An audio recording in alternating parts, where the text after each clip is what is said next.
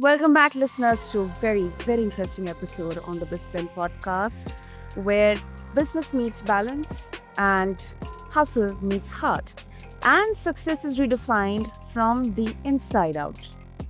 I'm your host, Sana, and today we are stepping into a space that often goes unnoticed in this hustle of entrepreneurship: silence. Now, our guest is someone who understands that real transformation, listeners, whether it's in life or leadership or community. Transformation often begins in the quietest of places. Listeners, meet Ana Megrelishvili. She is the powerhouse founder of Christian Professionals Network Worldwide, and her journey from childhood hunger and hardship in Russia to becoming an MBA graduate, global community builder, and best-selling author is beyond inspiring. But what I love most about Anna is how she integrates faith, service, and stillness to foster what she calls relational abundance, healing the deeper poverty that often goes unseen. And today, on this episode of BizBlend, we'll be exploring how practices like silent retreats can be tools not just for personal recharging, but for radically transforming the way we lead and serve. So, with that, Anna, welcome to the show, and it is such an honor to have you with us. Hi, Sana. Thank you so much for such a beautiful introduction. It's an honor to be on your show, and I'm excited to share my experience with your listeners. Absolutely, absolutely. Thank you so much, Anna, for your kind words. And before we talk about the topic, I think most of our listeners will think so. Um, Business, I mean, it mostly involves people who are high achievers, high performers. We are founders, leaders who are constantly in that hamster's wheel to think and deliver. So getting them into silent retreats, it's like, it will be difficult. So, how exactly it is possible? How exactly silent retreats can help in understanding themselves inside out? Absolutely. As founders, as somebody who leads organizations, or even if you're, don't have your own business, you know how this world now demands our constant attention and availability because we're reachable by cell phones all the time. People expect quick responses. And so that takes a lot of energy from us that we don't even realize. And we're exhausted all the time. And like you said, we're in that hamster wheel and don't even realize it. And so to me, silent retreats is almost like taking a pause to go away, be disconnected from the world, be in silence and recenter yourself and check in and see, am I doing what's important right now, and get answers to some of the questions that you might be pondering about. And in today's world we operate with calendars, and so silent retreats is just became part of my living. So I take two silent retreats per year, and like anything else, I schedule them way in advance. They go onto my calendar. And this way, this is the dedicated time that nothing else can be scheduled on. And, I really dedicate how fast my business has been growing and evolving to the practice of silent retreats. I think you can get toward your goal, from point A to point B in multiple ways, right? But the straight shot is the fastest way to achieve your goals. And so silent retreats really can help you stop meandering and maybe getting sidetracks in your decision making for your business, and really figure out what's the fastest and most direct way to get me from my point A goal to point B, without taking all the side tours. Wow, that really sounds very, very interesting, beautiful. We'll dive deep into this conversation, but before that, Anna, let's talk about your journey as well. I mean, it's full of chaos, pain, transformation. I mean, humble beginnings and then uh, to becoming an MBA graduate and a global community builder. Really inspiring. So, uh, out of all this, what role has stillness or silence played in your leadership journey, Mhm. probably healing journey? Yes. So one thing I want to mention here is that this practice has been part of my life for the past 3 years. So in the past 2.5 years, I've gone on 7 silent retreats. But before then, I was part of that hamster wheel. I came to the US with an aspiration to build a better future for myself, to achieve the American dream, so to say, and really, wealth acquisition became my primary motivator. So I had a successful corporate sales career where I earned a lot of money, but yet I was very unhappy and I always felt like something was missing. And I tried to fill that hole with just things like buying more expensive things or going on fancy vacation. And, you get this initial dopamine hit when you get this new thing or you go to this next vacation destination. But all of that is really fleeing because once the dopamine hit goes away, you're left with that hole in your heart still. And so then you kind of go on this cycle where you continue to try to fill it. But the true joy and happiness doesn't really come from external things or buying things. And that's a mistake that a lot of us make. It's very, very common and I see it all the time. But really, the joy comes from having a purpose and really living in your purpose. And I really attribute finding my purpose on this planet through the practice of a silent retreat. It didn't start off this way, though. When I first went to a silent retreat, it was more of a challenging myself kind of moment. So I always like to experience new things. I like to grow. And I thought it would be very challenging to see if I could do this. 5 days of no talking, no cell phone, no connection to outside world, and see if I could do it. Well, next thing I know, I actually wrote my first book in 2 days at a silent retreat. Not something I ever aspired to do or thought I would be an author, but allowing that time for an introspection have brought a lot of healing. So, like you mentioned, I come from very tumultuous upbringing in Russia, very dysfunctional family, lots of abuse that I have experienced. But you know, all of that leaves a mark on your personality, on your life, on your just who you are as a person. And writing that book has brought a lot of healing. And I don't think I would ever have been able to do it if not for that really alone time and introspection during that first silent retreat.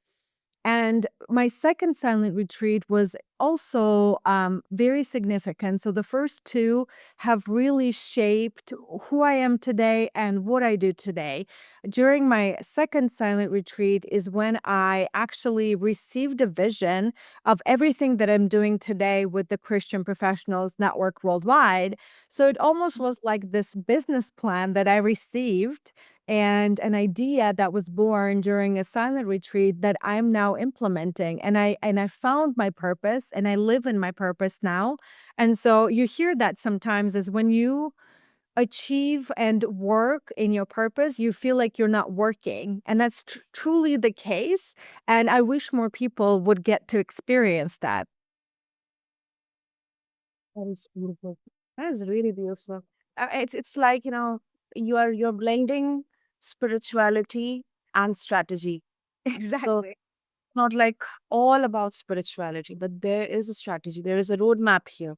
Absolutely. And, it doesn't matter. I'm a Christian, obviously. So, I practice Christian faith. And so when I go on my silent retreat, I do a lot of reading of the Bible and journaling and praying and meditating. But even if you don't believe in anything, I highly recommend a practice of silent retreats because it will allow you to have a lot of introspection. We today don't get a lot of time where we just sit in quiet and stillness and not constantly bombarded by everything that's going on in the world, right? Like if we're doing things, we often have TV on the background or music or something that's, the noise of the bustling city if you live in the big city. Going Yep. away into quietness, that's for some of us, there's just like a new experience and it's a challenging experience having all this time to be with yourself. And for many of us, this is the first time we go somewhere and really nothing is expected of us. All that is expected is to be in quiet reflection, in active rest. I truly think that silent retreats are like a practice of active rest. Because when I leave them, even after 5 days, I feel like I was on a month-long vacation. It's just this peace that comes, this just reflection and really detoxing from the day-to-day busyness just really replenishes you. And one point which I can completely relate to is for the first timers, it can be really really challenging. If I were to go for this for the first time, the first question would come to my mind: how I'm going to spend the whole day without a single sound out there, no device, no as nothing. How I'm going to spend my day, my night there. So of course, in such scenarios, how exactly, I mean, do you guide them to start with? Because there will be a lot of, hesitation towards this. Yeah, I get it.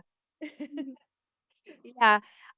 So let me tell you a little bit how the experiences are. And I'm asked other people who have gone on silent retreats um, after me to see if they have similar experiences, and they all kind of follow similar pattern. So, when you first arrive to a silent retreat, what you will experience, what I call it, is digital detox and the world detox day.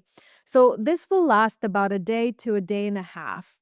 So, what ends up happening when we are in our everyday lives, when we go outside, when we deal even with our family members, we're really carrying this armor. The armor is how the world sees us and how we behave in the world.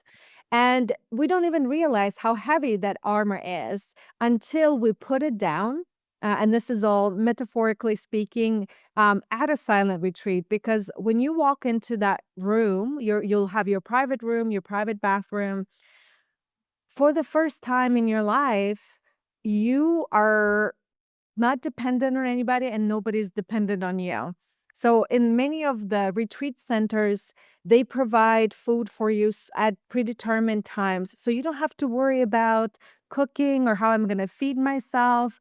It's really about being within yourself and just reflecting. So first day, I kid you not, sometimes I have slept 16 hours nonstop. And this is because of, as a founder, I have made so much time just dealing with people and making decisions. And suddenly I can put it all behind me. And so I spend the first day pretty much in bed. Even when I'm awake, I'm still physically so tired. It feels like I've been working in the field all day. And that's unexplainable, but that happens to pretty much everybody I've talked to. It's just this really heaviness that you have to go through. And really, after about a day, day and a half, is when you completely detox and you almost become like this vessel that's ready to receive information and reflect and make decisions. And it's really on the that second and third and fourth day where you are able to start receiving information if you believe in God or, higher power. because we are connected to them, and it's just we don't slow down to hear them. And so the silent retreat becomes this opportunity for you to be able to tap into that wisdom that is always available for us. I always take a journal, so I highly recommend for all of you to take a journal and write down thoughts that come up, feelings that come up. Every silent retreat is going to be completely different. I've talked about my first two silent retreats, and they were really incredible and somewhat supernatural a little bit, because it felt like I was really connecting with God, and He was giving me these um, just divine downloads during this time. But I've also had a retreat where I had a memory that came up that I was processing from my childhood. And so it was more about healing.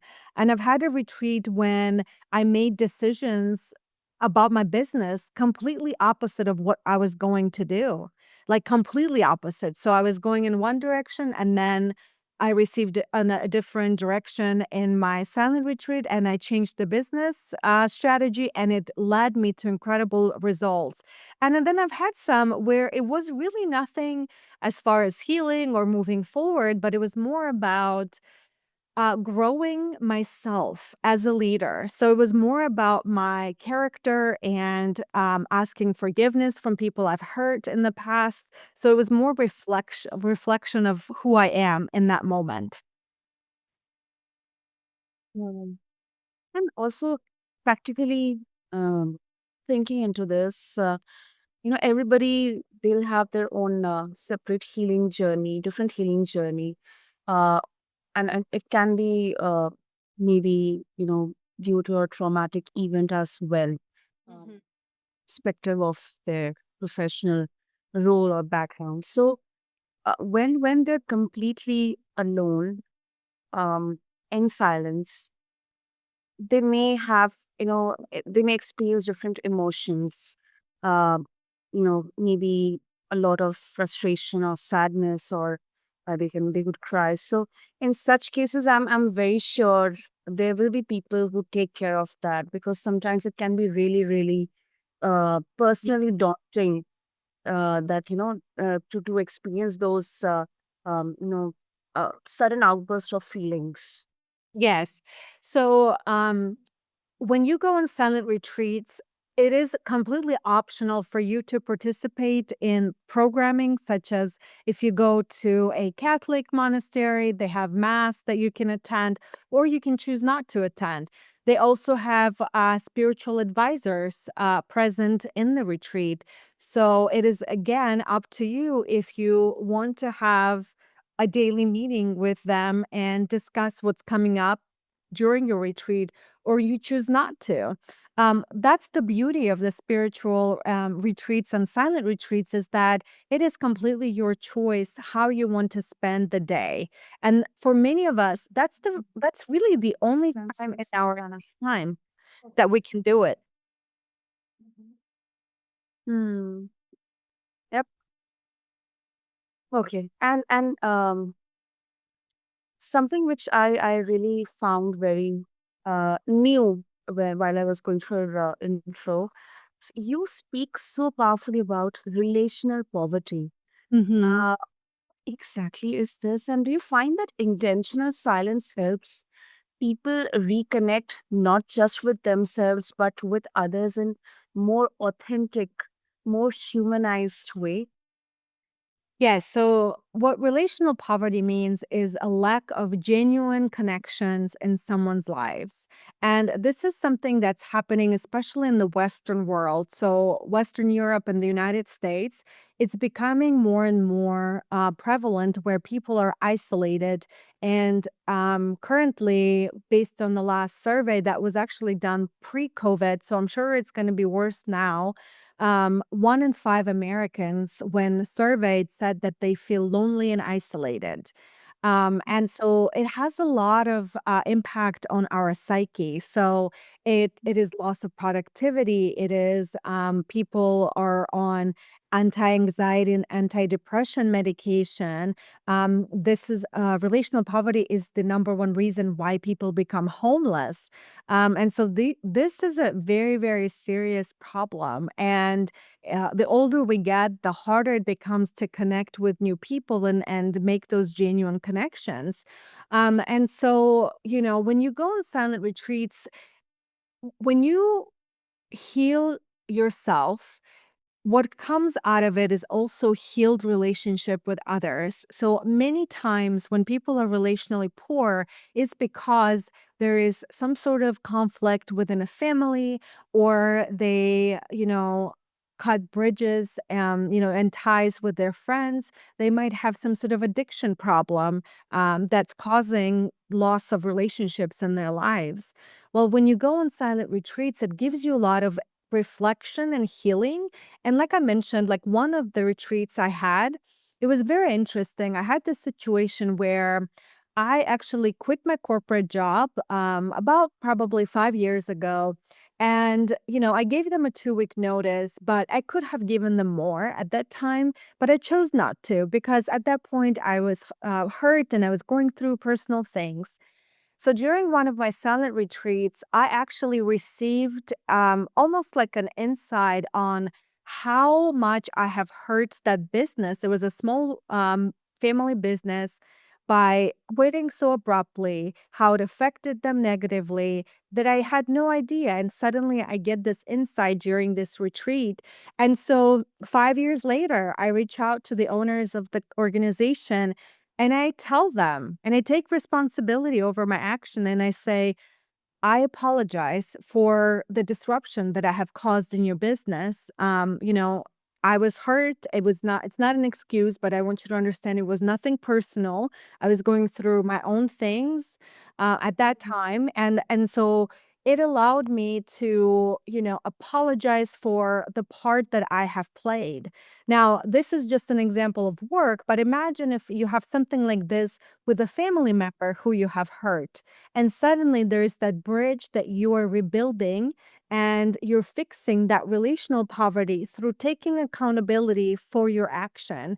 Or if a family member who hurt you, suddenly you're able to process those feelings and achieve forgiveness toward that person. Again, that's also a possibility of rebuilding that relationship that was broken before. That is such a great example. I mean, it's really humbling itself in itself because this doesn't happen a lot of times that we kind of take accountability and we're self aware that it was me who did the mistake, maybe not intentionally, but I apologize that I hurt you in some way or the other. And and similarly, I think for ourselves as well, because a lot of our frustration stems from self judgment, or not having that self compassion. We may not forgive ourselves for the mistakes we did in the past, or for a decision that we took in the past, and it changed our whole lives. So I guess silent retreat is a really, really such an effective way to do a lot of self introspection. And can people do journaling during these retreats, like journaling or reading books, something like that? Absolutely. Yeah, I absolutely recommend journaling because you want to remember later on some of the thoughts and feelings that came through it and go back to that. And yes, I recommend books, but I recommend more spiritual books about whatever topic you go. Don't take like, a fiction book that will allow you to escape the reality. You can take books that will allow you to go deeper and reflect deeper onto whatever topic you want to go further, whether it's relationship or if it's a business. You can do both. And one of the things I want to say here, I think silent retreat is a fast track tool to achieve healing or achieve introspection or making a decision. You can still do the same thing, obviously, by going to therapy or going to business coaches or making, business decisions that might or might not be right. But silent retreats is really just condensing all that time in a short period of time. And so one of the most common comment that I receive is from people who say, "I don't have time to go Yes. on a silent retreat." And to that, I say, I think I don't have not to go to a silent retreat because it just expedites things so much. I'll just give you an example of my own business. Where I am today, what I thought originally this will be in 5 years, okay? Where I will be, and where I achieved it in about 2 years. So it expedited my business significantly because, like I said, I was getting ready to make a significant business decision about expanding my organization. And suddenly, during a silent retreat, I received a message that now is not the time for expansion, and instead we started a nonprofit that associated with our business as well, and that allowed us to not only just boost our business but start making incredible impact on our city in solving homelessness in Atlanta, Georgia, where I'm currently located. So again, I highly recommend. And the way to get started, just practically, I was really surprised how many places offer silent retreats. So you can just Google, silent retreat centers, and you would be amazed how many there will be. They're everywhere. Some of them operate on donation basis, meaning you pay what you can afford. So there's very cost effective options out there. Absolutely. And as you mentioned that, the most common kind of resistance to silent retreat is the time here. And apart from that, I believe there must be a resistance here that, oh my goodness, 2 days, 3 days, 5 days silent retreat. I'll miss a lot of work. What if somebody needs me? What if something happens and I'm not there? So there will be some prerequisites before getting into or embracing the silent retreat. So do you have any kind of specific prerequisites, especially for entrepreneurs, founders, because and solopreneurs as well, because it's like Mhm. if they're not there, then they'll have that FOMO that the whole thing will crumble out in during those days. Right. So think about this. If you were suddenly put in a hospital for 5 days, what would happen to your business? The same logic applies here. This is a spiritual health retreat for you. So think of it as something that's really necessary to heal yourself, to provide the necessary wisdom and guidance that you need for your business. So you organize it like anything that's urgent. Like if you had sudden death in your family, what would you do? Same logic applies here. So I plan ahead of time. It's on my calendar for events that happen during that time. I have a person who is responsible. I give them, if there's an emergency, here is the login information, and there is an emergency phone number, whatever you go to the retreat. So if there's a true emergency, people would still be able to get a hold of you. You just provide that telephone number to them. So anything that you come off as it's just an excuse. You make time for what's important to you. Now, silent retreats are important to me. Everybody in my life, in my personal and work life, knows that I go on 2 silent retreats per year, and they know that during that time, this is how the business is going to run. That I am going to be unavailable, and they have to solve their own problems. You would be amazed how creative your employees and people you work with suddenly become when they cannot reach you and they have to solve their own problems. Magically, they all are able to solve their problems. And so I actually challenge you to see how your business will operate without you. Because if your business cannot operate without you in it, that means you are a worker and not an owner of your business. And that's a common mistake that all of us make as entrepreneurs. And so we need as fast as possible to get to the point where our business operates, whether we're there or not. Lovely, lovely, Anna. So before we wrap up, if our listeners would like to connect with you and also uh, explore more about the silent retreats and also your work at Christian Professionals Network Worldwide, what's the best way to do that? Yeah, so all of the information about the work of Christian professionals, as well as my personal information about my book, can be found on our website, and it is cpnworldwide.com. Hmm. I'll make sure to have all the links mentioned in the show notes. Anna, and thank you. Thank you so, so much for introducing all of us to the beauty of silent retreats, the beauty of stillness and silence in today's ultra chaotic world. And of course, your journey is really, really inspiring because I think it's definitely reminder that stillness is not the absence of motion. It's basically the birthplace of meaning because there are a lot of misconceptions around stillness or just taking a pause or uh, just being silent, even as a leader. So thank you so much. My pleasure. Thank you for having me. And to all of my listeners out there, if you're navigating business, you are navigating burnout or spiritual disconnection or disconnection from yourselves overall, your story, your or Anna's story and the silent retreats and the experiences she shared with us today, they offer both a practical model and a spiritual nudge. And if you are curious about silent retreats, consider this as your sign, not to escape, but to expand. In that silence, your purpose may just speak the loudest to you.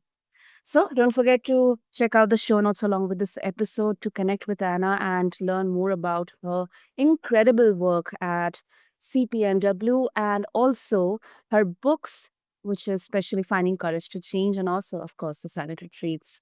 Until next time, this is BizBlend, where we honor both the business we build and the life we lead while building it. So stay centered, stay grounded, but stay curious. Thank you.